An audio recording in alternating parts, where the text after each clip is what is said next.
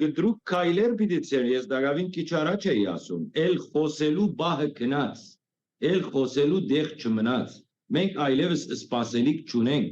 այս մարդը եթե սպասում եք, որ ինքը պիտի հրաժարի, ոնց ինչ բառեր օգտագործում, բատվապեր պիտի գնա, պիտի մարդը բադիվ ունենա, որպեսզի այդ գիտակցությամբ Բայց ինքը դուք ինչ քայլեր եք ենթադրում։ Այսինքն ես ենթադրում եմ, որ եթե եպիսկոպոսները ուղղակի հայց են ներկայացրել, որ ազատագրել մայրաթորը, ուրեմն այսօր կամ վաղը պետք է գնան